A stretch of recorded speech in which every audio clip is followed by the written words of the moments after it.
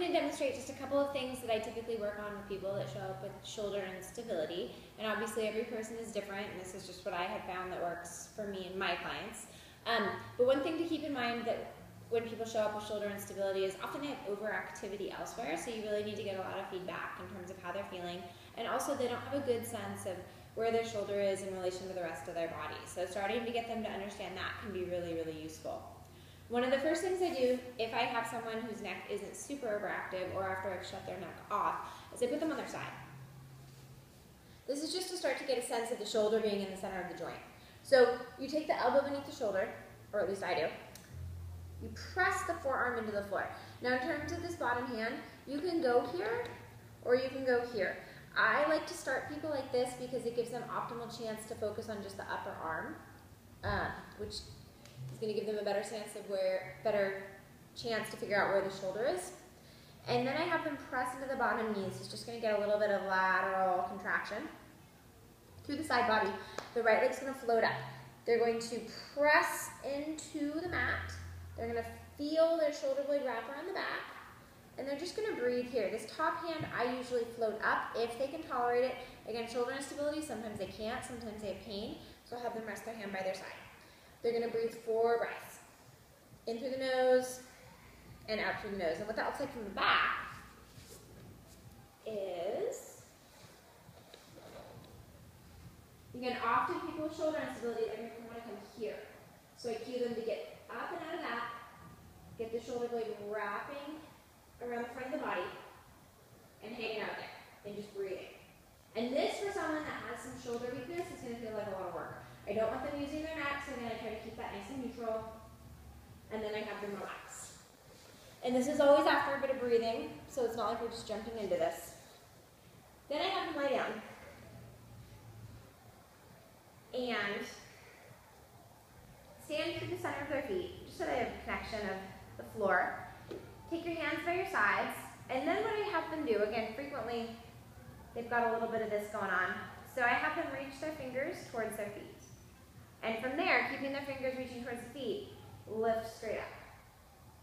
Then I might have them come down, reach towards the feet, lift straight up. Have them do that a couple of times.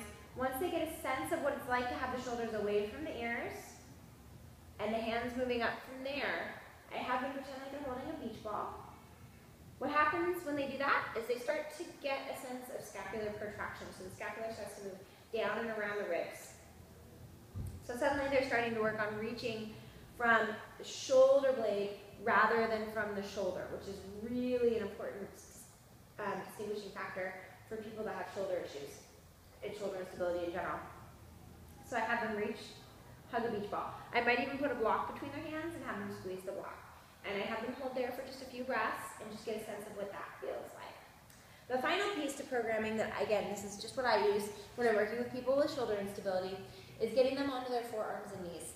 I have found this group doesn't tolerate their hands as well at first.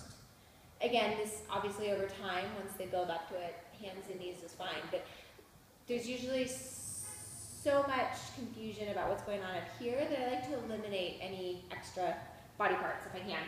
Have them come onto their forearms and knees, and I take their palms generally towards each other.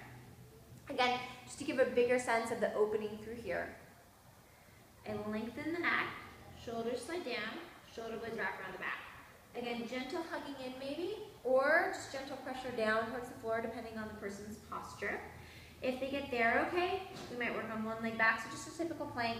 But the sense is with the shoulders. So we're doing a lot of work on their shoulders here. We're not working on using, firing up the core. Obviously it's all integrated, but I use this as a warm-up just to get them going, and then you can use the other side. Again, get them hugging in. Notice what that feels like. Notice if there's unevenness in the shoulders. And then the final piece to this is getting them to understand what it's like to reach with the shoulder blade, not the shoulder, in different postures. So you can do it seated, you can do it standing, and what I often have them do is have them reach like they normally would, which frequently looks like that, and then I have them reach with the shoulder blade. I might cue the shoulder blade to come along with it, or I'll tell them broaden the shoulder blade across the back. Notice what that feels like. get your reaching from there, do the other side. You might notice one side works a little bit better than the other. And this is just gonna work, and once you get them up to like a standing press, or if you suffer from shoulder instability, getting you up to a standing press, if you can understand where you're reaching from, and you're using less of these little muscles up here, you're gonna get a lot more bang for your back, and you're gonna feel a lot more stable while you're doing it, which is really important. So that's all. Thank you for watching. If you have any questions, let me know.